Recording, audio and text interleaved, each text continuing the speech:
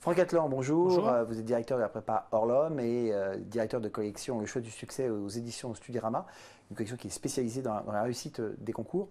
Là, nous allons parler du concours Sésame et des épreuves du concours Sésame. Alors, quelles sont les épreuves du concours Sésame? Alors, il y a 4 épreuves au concours Sésame. Il y a d'abord une première épreuve d'analyse synthèse, qui est une épreuve très déroutante pour les candidats dans le sens où c'est une épreuve qu'ils n'ont jamais vraiment eu à pratiquer durant leurs années de lycée, à part d'assez loin, lorsqu'ils ont fait un peu d'histoire géographique, ils ont dû faire un commentaire, à un moment donné une synthèse de document, mais ça reste quand même très loin de ce qu'ils ont pu avoir. Ça, c'est la première épreuve, l'analyse synthèse.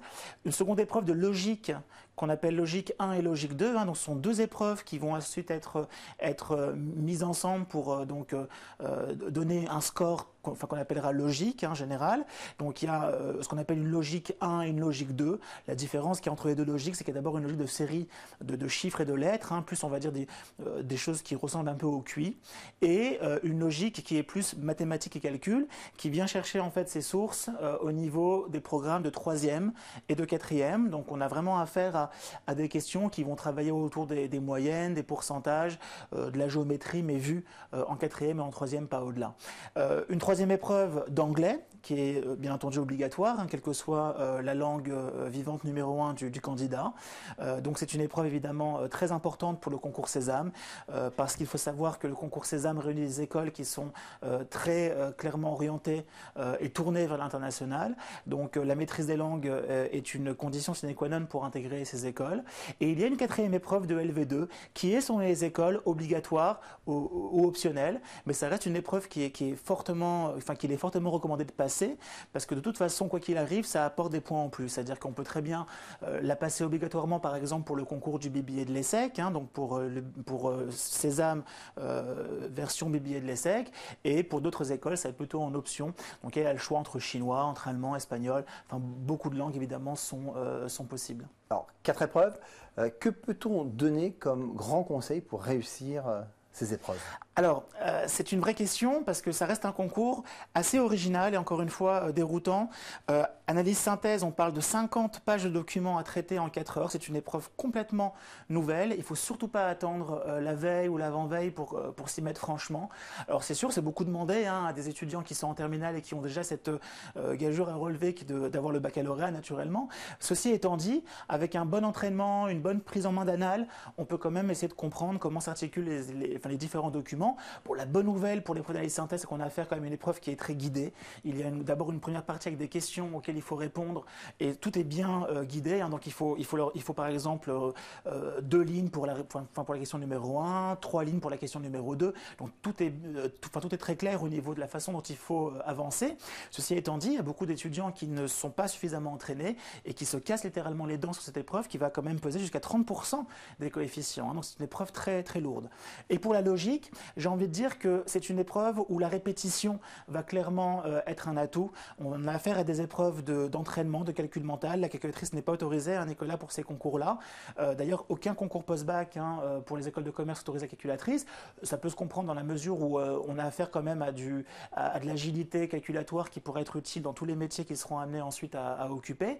Et donc, on attend d'eux qu'ils soient à l'aise avec des conversions de type 20% égale un cinquième ou calculer des moyennes de tête.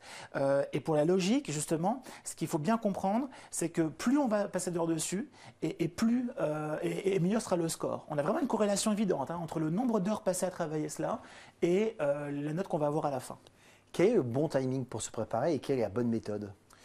Alors au niveau du timing, j'ai envie de dire que si déjà un étudiant de terminale parvient à consacrer 3 à 4 heures par semaine de préparation, c'est déjà quelque part une très belle chose. Je veux dire, nous, on voit bien les étudiants qui nous rejoignent à la prépa. Beaucoup d'entre eux découvrent ces épreuves-là vers le mois de février, c'est-à-dire à peu près 2 mois et demi avant la date fatidique du concours Sésame, qui généralement s'inscrit autour de la seconde semaine d'avril.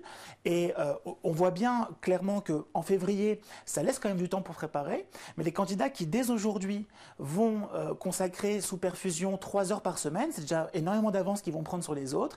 Alors après, la vraie question, c'est ce qu'ils seront capables de mobiliser 3 vraies heures de travail, parce qu'on sait aujourd'hui avec tout ce qu'on peut avoir comme loisir autour de Facebook, Twitter ou d'autres choses, c'est pas évident de se concentrer, de faire vraiment 3 heures bien concentrées.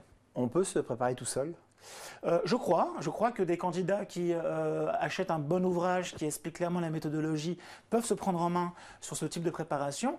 Ceci étant dit, je dois dire que forcément la prépa Orlum peut jouer un rôle lorsqu'on doit accompagner des étudiants dans leur préparation du concours Sésame, parce que nous avons généralement des cours qui permettent en assez peu de temps de maîtriser les différentes modalités de l'épreuve et les astuces, savoir-faire qui font qu'on peut avoir un meilleur score que les autres. Alors justement, puisqu'on parle d'astuces, un truc à faire ou à ne surtout pas faire si on veut réussir? Alors, je dirais que c'est surtout au niveau de l'épreuve de logique. Une erreur assez fréquente, c'est de prendre les questions dans l'ordre de lequel les questions apparaissent. C'est une erreur classique. On est tous formatés à la française en faisant les choses bien ordonnées, avec une espèce de logique très cartésienne de raisonnement, première, deuxième, troisième question. Alors que là, les candidats peuvent vraiment aller chercher de très beaux scores en commençant par les questions placées en dernière position, parce que finalement, on a le droit de commencer par la 40e question de calcul, comme on peut commencer par la 10e. Donc il faut les grappiller ici et là. Et j'ai envie également de souligner une chose, c'est que ça reste des concours et qu'il ne faut pas oublier qu'on peut très bien répondre juste à seulement, entre guillemets, 25 ou 28 questions sur 40 en logique de calcul, par exemple, et obtenir 20 sur 20. Il y a des années, en fait, où les meilleurs candidats n'ont pas réussi à faire mieux que 28 questions justes sur 40, ce qui en soit déjà pas mal. Ils ont une demi-heure quand même pour faire l'épreuve, ce qui est assez peu. Et pour le coup, ils peuvent quand même espérer avoir un 20 à la fin. Franck Atlan, merci.